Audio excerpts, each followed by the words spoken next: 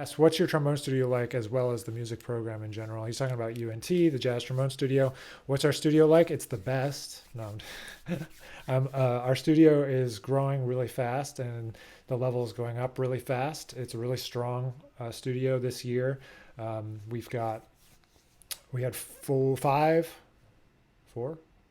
four new master students start this year, and one freshman, all coming from all over. We've got a couple of people from one from Eastman, one from Minnesota. Well, they're both actually from Minnesota.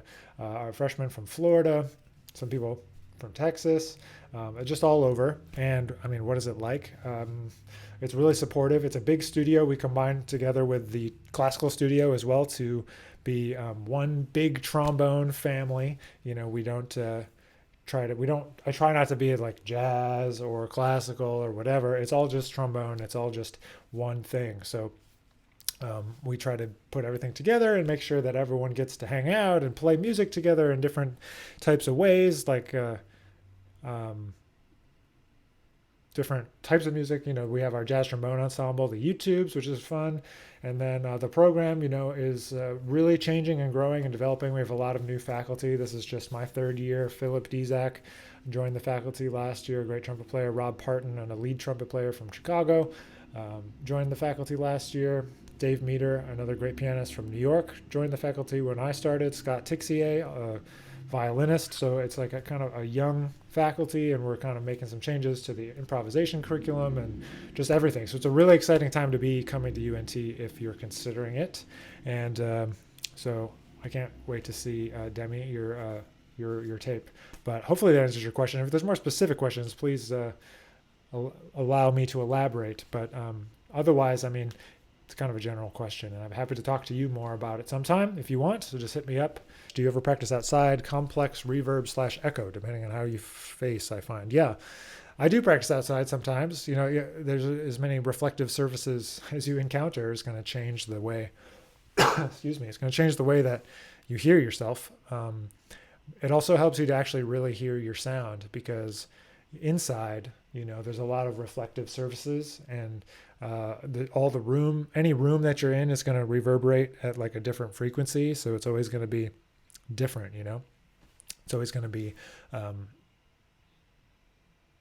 different notes are going to kind of stick out. Like in my office, certain notes stick out. In my room here at home, certain notes stick out, you know, so different spaces are going to help you to develop your sound. If you play in like a really big room, that's going to help you make it more full. To play outside that's so dry, you know, you could, because if you play towards like an empty field, you're going to get nothing back. And so it's going to really help you kind of actually hear yourself. It's pretty honest and pretty amazing to hear yourself when you're in a totally honest situation, because sometimes we aren't able to do that all the time.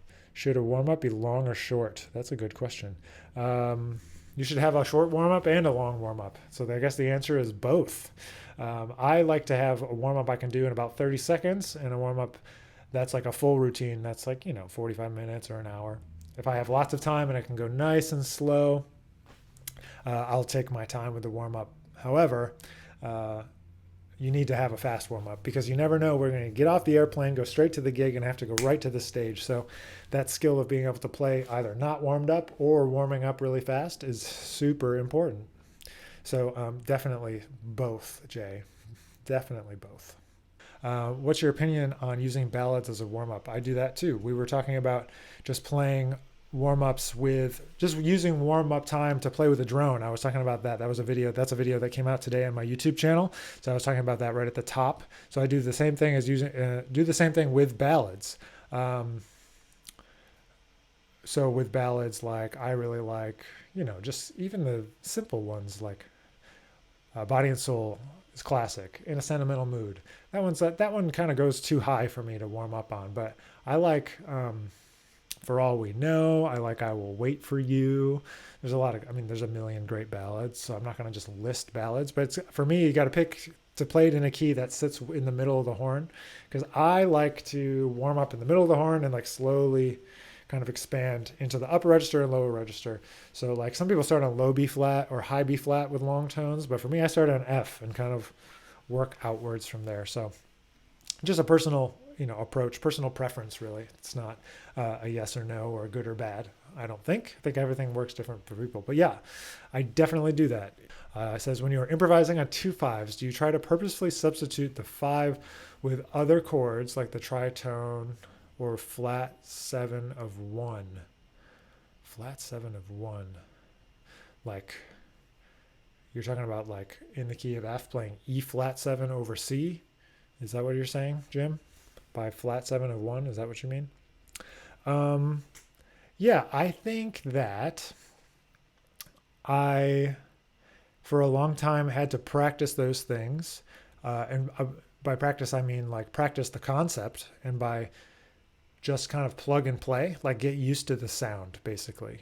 Like what does it sound like if I do this over this chord? What does it sound like if I use this substitution? What does it sound like if I use that substitution? Because if it's a C7, for example, I mean you could play E flat 7, you could play F sharp 7, you could play A7. It's all the same, really.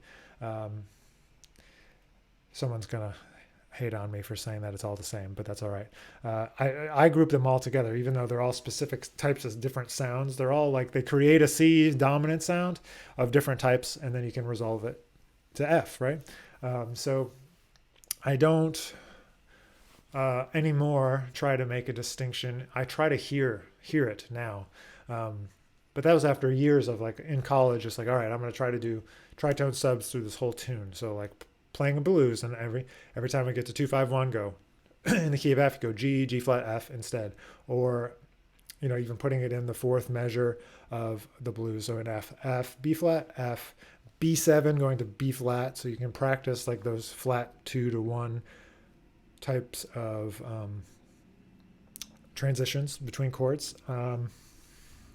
But I took a long time to kind of connect my ear to it, but that's the most important thing, is connecting your ear to it and being able to actually hear it, be able to hear those things. So now I hear that substitution, or you hear when the pianist or guitarist is doing those substitutions, and you kind of jump on them and actually make them happen in real time, which is the ideal scenario, really, by actually playing with the people that you're playing with, rather than just playing kind of whatever you want, listening and interacting and using your ears to kind of tell you what to play. But yeah, so that's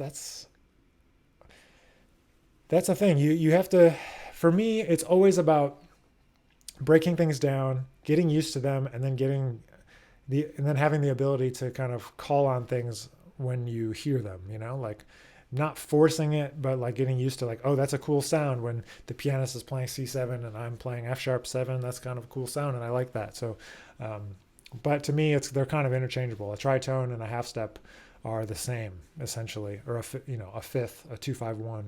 2 to flat 2 to 1 is the same. Flat 6 to 5 to 1 it's all kind of the same. They're all versions of the same thing. Predominant, dominant, tonic. That's how I think about it. So I practice all different types of substitutions using that kind of methodology.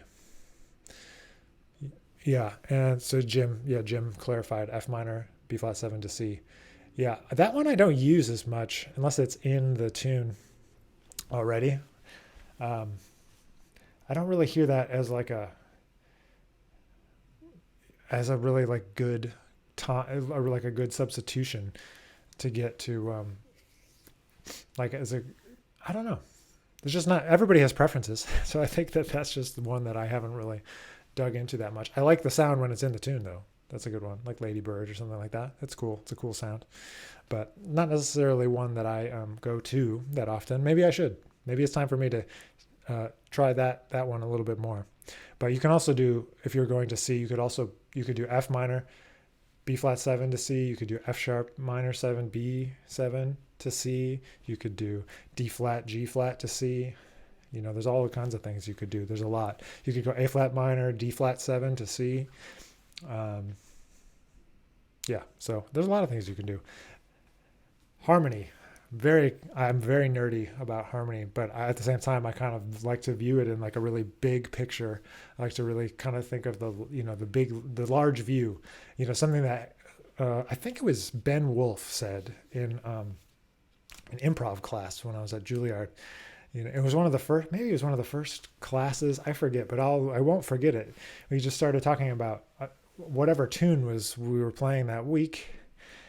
And then he's like, man, there are no changes. There's no such thing as the changes. There's just harmony and there's just counterpoint. And I was like, oh man, that's super deep. And then when I thought about it more, I realized that, first of all, that it was correct, and that there are like certain sets of changes that people agree on as like the changes, but you can substitute a lot of things that are the same functionally. You could say like these are the original changes, but it's really just all about a pathway from predominant to dominant to tonic, or tonic, predominant, dominant, tonic. And it doesn't really matter how you get there, as long as everybody's listening, right? It does require a certain amount of people listening to each other.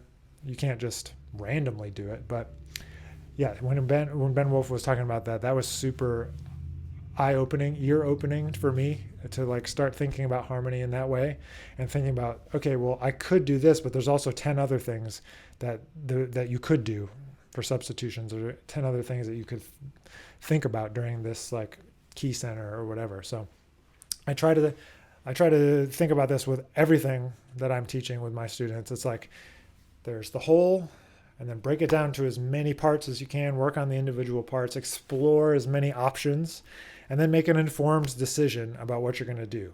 I can't tell you what's going to be the most pleasing to your sensibility. I have no idea. That's up to you. But I can show you 8, 9, 10 ways to think about it. And so that's what I try to focus on always in my teaching, is like, here's a bunch of ways to think about this.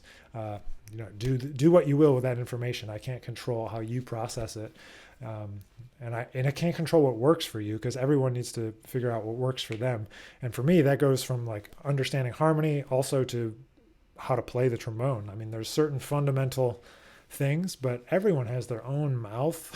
It's really obvious, but everyone's different. So you have to make concessions. Not everyone can put the mouthpiece in the same place. Not everybody's teeth are aligned the same way. Not everybody's airstream comes out the same way. Not everybody's body composition is the same, or it doesn't resonate the same way. To get resonance, they have to do something different with their body, and so anyway, I'm just all about people finding out what works for them when they're kind of digging into this stuff like harmony and jazz tunes and improvisation and playing trombone. So that's